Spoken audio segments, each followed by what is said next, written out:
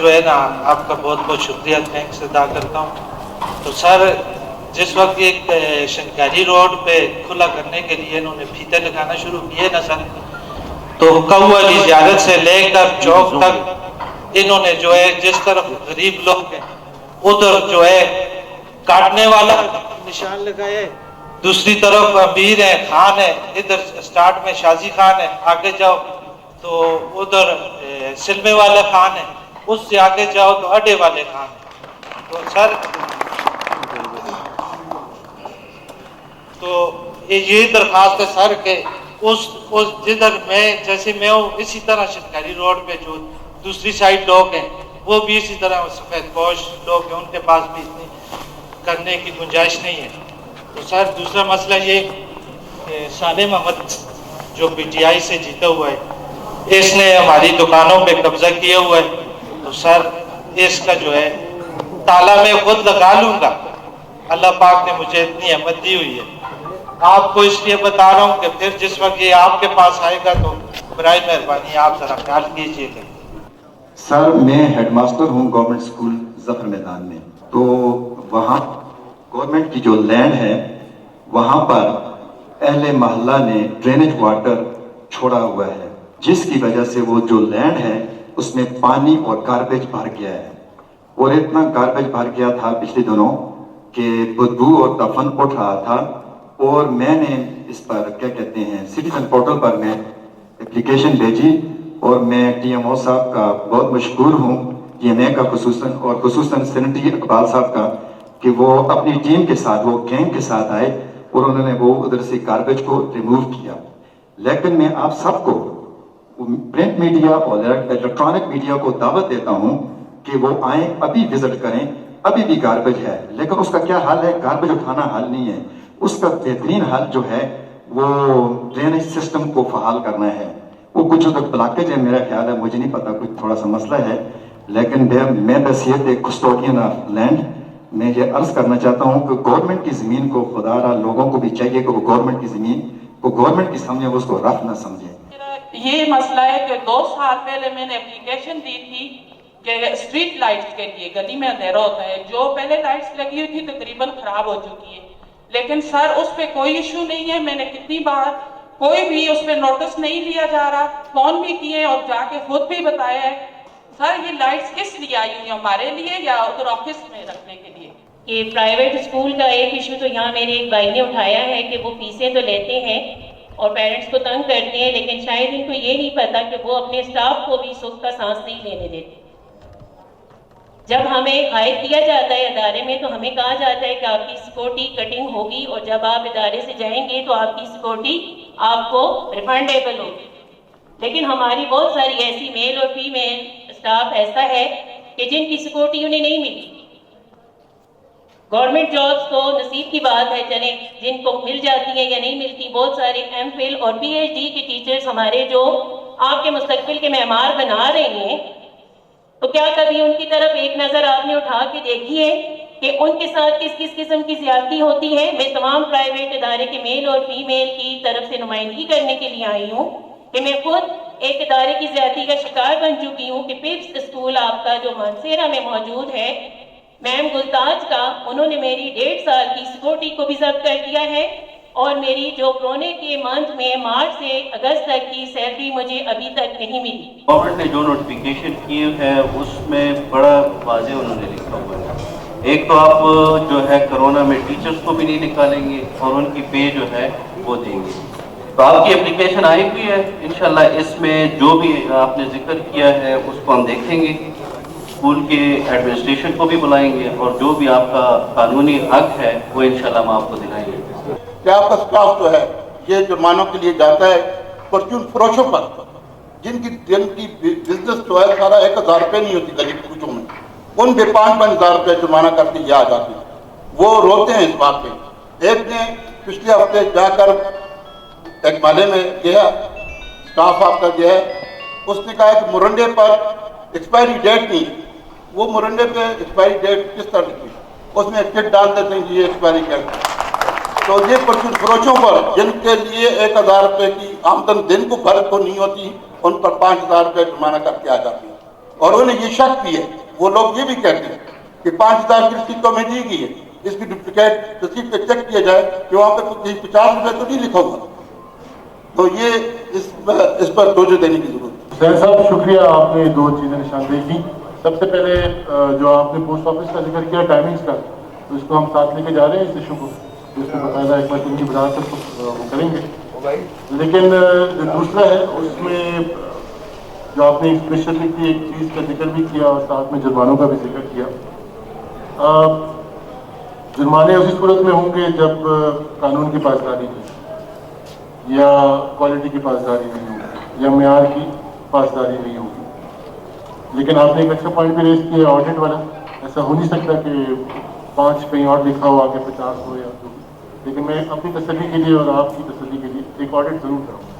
Youth جو ہے میرا ایک کنسرن جو ہے وہ اس وقت ڈرگس کا استعمال ہے منصیرہ میں. جو منشیات آج کل اگر میں اپنی آبزرویشن بتاؤں تو مور دین 60% آف یوتھ جو ہے منصیرہ میں وہ ڈرگس کا استعمال کر رہی ہے, اور یہ ایزیلی اویلیبل ہیں ہر گلی میں, ہر روڈ پہ, ہر جگہ سے مل رہی ہیں. تو اس سے جو ہے وہ ظاہر ہے ہماری جو نئی نسل ہے وہ تباہ ہو رہی ہے. اگر مجھے تو نہیں لگتا کہ پولیس اور ہمارے اداروں کو نہ پتہ ہو کہ یہ کیسے آتی ہے, کیسے سیل ہو رہی ہے, کیسے گلی گلی میں پہنچ رہی ہے. لیکن پھر بھی اگر یہ پوائنٹ آؤٹ کرنے میں کوئی مسائل ہیں تو ہم یوتھ ان کے ساتھ مل کے ان لوگوں کو پوائنٹ آؤٹ کرا سکتے ہیں جو لوگ یہ کام کر رہے ہیں. تو میرے خیال سے اس میں آپ تھوڑی بھی ایفرٹ ڈالیں تو اس سے آؤٹ پٹ آ سکتا ہے, اور یہ شہر سے یہ ہو سکتا ہے. کینڈیڈیٹ پی کے 33 میں مانسیرہ کا رہائشی ہوں, اور سب سے پہلے میں آپ کو مبارکباد پیش کرتا ہوں کہ آپ نے بیوروکریسی کی جو ہمیں روش پہلے سے چلی آ رہی ہے اس سے تھوڑا ہٹ کے آئے ہیں. لیکن ہر شہری پاکستان کا ٹیکس پیئر ہے. ایک مزدور جب 700 کی دیہڑی لگا کے جاتا ہے, شام کو وہ چینی, ڈالڈا, تیل, ماچس لیتا ہے, 80-90 روپے اسے بن بتائے وہ ٹیکس پے کر کے چلا جاتا ہے. آپ نے سر بات کی کہ کرونا SOPs کے حوالے سے, تو میں بتاتا چلوں دربند سے لے کے بالاکوٹ تک یہ جو سوشل ایکٹیوسٹ ہیں ہمارے ساتھ, سب سے پہلے کرونا اویئرنیس کیمپین ہم نے شروع کی. جب ڈاکٹرز بھی ڈیوٹی سے کترا رہے تھے تو یہ نوجوان مانسیرہ کی چوکوں چوراہوں میں سینیٹائزر اور ماسک لے کے کھڑے تھے, اور ہم نے ہینڈ میڈ 60,000 ماسک تیار کیے. اور اس کا دلچسپ واقعہ بتاؤں, ہمارے ٹیلرز بیٹھے ہیں وہ ماسک بنا رہے ہیں, آپ کے ایسی عثمان صاحب آئے ہیں انہیں اٹھا کے لے گئے ہیں. جو لوگ آپ کی خدمت کر رہے ہیں, جو آپ کا دست و بازو ہیں, آپ انہیں ایسے ٹریٹ کر رہے ہیں. پھر جن لوگوں کو کرونا کے دوران جو سپورٹ فنڈ تھا انہیں نظر انداز کیا گیا, یہی نوجوان تھے. اپنی مدد آپ کے تحت انہوں نے 15,000 خاندانوں تک پہاڑوں پہ, چوٹیوں پہ راشن پہنچایا. آپ اس طرح کریں اگر ٹائم بھی ضائع نہ ہو. سر بالکل آپ کی بات ٹھیک ہے. ہمیں آپ نے آفیسز میں نہیں دیکھا ہوگا, ہم آپ کو ملیں گے چوکوں چوراہوں میں, کیونکہ ہم نے بات کرنی عوامی. آپ کے ود ڈیو ریسپیکٹ آپ کے آفیسز میں جو لوگ آتے ہیں آپ ان کی ریکارڈ دیکھیں. کوئی لینڈ مافیا کا سرگنا ہے, کوئی ٹمبر مافیا کا سرگنا ہے. میرے بھائی نے بات کی کہ میرے ساتھ پولیس گردی ہوئی, میں اس کا شاہد ہوں. میرا اپوننٹ ہے نوابزادہ صلاح الدین, اس کے بھائی کی شادی تھی, اس کے دوران DPO صاحب ماسک کے بغیر بیٹھے ہیں. اس بھائی نے اس کی پوسٹ لگائی, رات کو اس کے گھر پہ 150 پولیس والا آ گیا. آپ ایسے ٹریٹ کریں گے شہریوں کو, اور ان شہریوں کو جن پہ آج تک 107 بھی نہیں ہوئی. آپ نے بات کی کرونا اویئرنیس کی, سر آپ کے آگے منرل واٹر پڑا ہے, سب کے آگے. یہ پیچھے ڈرم پڑا ہے, 6 گلاس ہے, 400 آدمی ہیں. یہ سب منہ لگائیں گے ایک تو کرونا سب کو نہیں ہوگا. سر آپ کو कोरोना SOPs WHO ने बनाए हैं। आप रियासती वसाइल के साथ 400 लोगों को ट्रीट नहीं कर सकते, तो 500 दिहाड़ी लगाने वाला कैसे WHO के स्टैंडर्ड पे पूरा उतरेगा? आप ऐसे लाएमल तय करें कि जिससे अवेयरनेस भी हो और साथ अवाम के हकूक का तहफ़्फ़ुज़ भी हो। ये हमें न सिखाया जाए कि हम मंजूर पश्तीन के रास्ते पे चलें या तालिबान के रास्ते पे चलें। हमारे बाप दादा ने अंग्रेज से बहुत जंगें लड़ी हैं, हम अब थक चुके हैं, हम अपनी रियासत के खिलाफ जंग नहीं करना चाहते। यूनियन कौंसिल जलू और विलेज देखबरा मौजा सराई जो इंटरचेंज के पास गांव सराई है। सर, इस गांव का सबसे पहले बड़े मसला पानी का है। जो पहले ये गांव सबसे पहले बड़ा सर तो सब था, अब क्योंकि वहां पर जो टनल खोदी गई है उसकी बारूद जो इस्तेमाल हो रहा था उस दौरान वो पानी खुश्क हो गया है। अब वो पानी गांव को नहीं मिल रहा। गांव में पानी का बहुत बड़ा मसला है। अब उसके अंदर से जो पानी आया है, आधा पानी मसवाल साइड पर चला गया है और आधा पानी गांव सराई के साथ उन्होंने मिलाया है। वो पानी जो है 18 यहाँ पर कुछ मीडिया के लोग बैठे हुए हैं, उन्होंने भी वहां पर विजिट किया था, वो पानी देखा था उन्होंने। तो वो मैं जो साबका DC साहब थे उनसे दरख्वास्त भी दी है, उन्होंने NHA को भी भेजी है वो दरख्वास्त, लेकिन उस पर कोई सुनवाई नहीं हुई। सर, वो पानी का मसला है हमारे गांव का। वो पानी गंदे नाले में बह रहा है, इतना साफ सुथरा पानी है। अगर वो पानी सिटी को दिया जाए तो फिर भी बहुत ज्यादा पानी है। और दूसरा जो हमारे रोड का मसला है सर, ये कुछ दिन पहले उस रोड पर आप जाए, थोड़ा सा इंटरचेंज के पास है, तो आप जाकर देखें वहां पर इतना कीचड़ है कि उसकी ना कोई सीवरेज है, ना उसकी कोई आज तक किसी सियासी ने या किसी आदमी ने भी उसकी काम नहीं किया। ठीक है, और उस पर थोड़ा सा जिधर वो कीचड़ है, बहुत कीचड़ है, उधर थोड़ा सा टोटा डालकर वो छोड़ दिया है और आगे उस पर कोई भी काम नहीं हो रहा। मैं तहसील उगी से और जिला मानसेरा के सबसे Pasmanda union council Shergarh VC गली बदराल से ताल्लुक रखता हूँ। जनाब DC साहब, उगी में खुली कचहरियाँ हुई, दरबन में हुई, शेरगढ़ में हुई। खुली कचहरी का कोई हमने कुछ भी नहीं देखा। जो बात जहाँ पे की वहाँ ही रह गई। मैं आज सिर्फ एक बात के लिए डिप्टी कमिश्नर साहब आपके पास आया हूँ और मुझे उम्मीद है कि मैं तहसील उगी से वाहिद फर्द हूँ कि यहाँ आया हूँ। एक बात पे मुझे यहाँ खुशी हुई, मैंने जिंदगी में पहली बार किसी खुली कचहरी में मकामी MPA को आते देखा। तो मैं बाबर सलीम को ये खराज तहसीन पेश करता हूँ। मोहम्मद जलील महल्ला मुफ्तियाबाद डेरी मानसेरा। सर, पहले ये तकरीबन सारे पॉइंटों पर बात हो चुकी है। रोड के हिसाब से सारा मानसेरा शहर तबाह है। खासकर जो लिंक रोड है, जिस तरह पखवार चौक है, बेंगला चौक है, पंजाब चौक है, जिधर जाते हैं ना उधर ही तबाही मची हुई है रोडों के ऊपर। खासकर बारिशों में सारा घरों का घर इन रोडों के ऊपर खड्डों में होता है। कोई पता नहीं चलता कि खड्डा कितना गहरा है और कितना बड़ा है।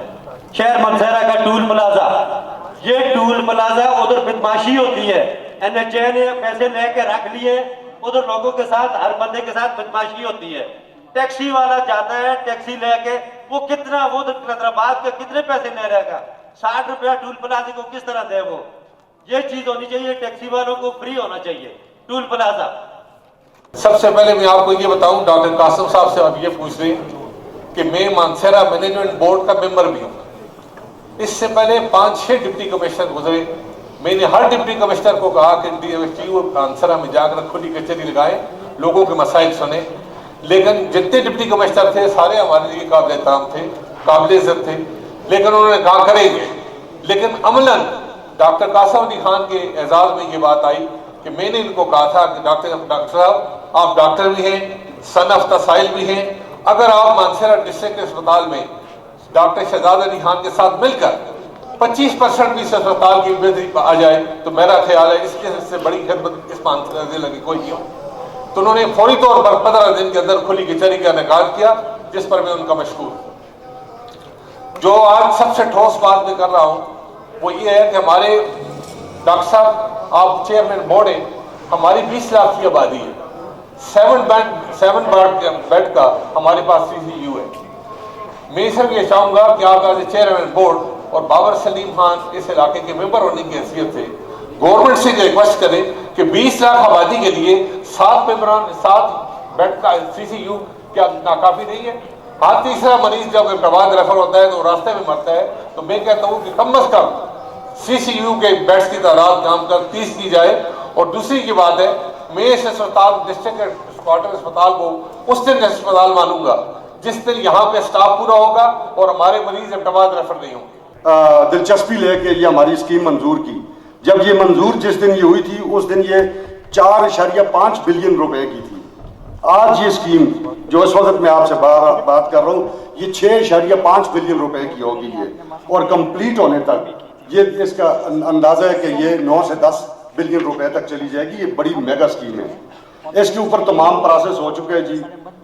फिर सऊदी डेवलपमेंट बैंक जिससे हम, ये सॉफ्ट टर्म लोन है, किसी से हमने खैरात नहीं ली है, ये लोन लिया है जिसको हमने कल को रीपे भी करना है। ये सॉफ्ट टर्म लोन है, सऊदी डेवलपमेंट बैंक से लिया है और केपी गवर्नमेंट ने लिया है। ये पहली दफा है कि केपी गवर्नमेंट ने इतनी बड़ी स्कीम को, और उन्होंने वो इसके लिए वो गए हैं। एक्सियन शौकत रहमान साहब यहाँ तैनात हो चुके हैं ग्रेविटी फ्लो पे। इंटरनेशनल कंसल्टेंट्स की टीम मानसरा में वो आ चुकी है। इंशाअल्लाह ताला आदिल साहब चंद दिनों में उसके अंदर इसका ऑफिस स्टैब्लिश हो जाएगा टाउनशिप के अंदर, और ये ग्राउंड पे इसका सर्वे हो जाएगा। CM साहब ने, ये उस दिन हमारी मीटिंग हुई है, एक बड़ी हायर लेवल मीटिंग, उसमें कैटेगोरिकली इस डिपार्टमेंट को कहा है, पब्लिक हेल्थ को और कंसल्टेंट्स को, कि 3 महीने के बाद मैं मिड ऑफ मार्च में या एंड ऑफ मार्च में, उन्होंने कहा कि मैं स्कीम का इफ्तिताह करूंगा। तो इंशाअल्लाह ताला ये चीज़ आपकी ऑनगोइंग हो चुकी है, पैसा भी इसके लिए आ चुका है, सब कुछ हो चुका है। जो मानसरा के इस वक्त करंट मसला है पानी का, उस पर मैं बात करता हूँ। मैंने इलेक्शन में आपसे वादा किया था कि मैं डिसइंटीग्रेट करूंगा स्कीमों को। जो हमारा ये वाटर सप्लाई स्कीम है, ये अल्लाह बख्शे खान साहब मोहम्मद अयूब खान के दौर में ये कायम हुई थी, ठीक है। और उस वक्त मानसरा शहर 2 से 2.5 मलों पर मुहित था और नाड़ी वाले महल्ले में थोड़ी सी आबादी थी। आज अल्लाह का फजल है, मानसरा बहुत बड़ा शहर है और हम इसी को जुगाड़ के जरिए चला रहे हैं। तो इसमें हम एक तो 2 ट्यूबवेल आपके बने हुए थे पहले, एक पब्लिक हेल्थ में सरदार जहूर साहब ने बनाया था शैलो वेल, और एक TMA मानसरा ने बनाया था। वो दोनों अभी तक कनेक्ट नहीं हुए। ये TMO साहब भी इधर बैठे हुए हैं, उस दिन मैंने इनके साथ मीटिंग की है, तो हम उन दोनों ट्यूबवेल्स को इंशाअल्लाह ताला जल्द ही कनेक्ट कर देंगे मेन अपनी सप्लाई लाइन के साथ, तो उसमें से काफ़ी सारा हमें इजाफा हो जाएगा।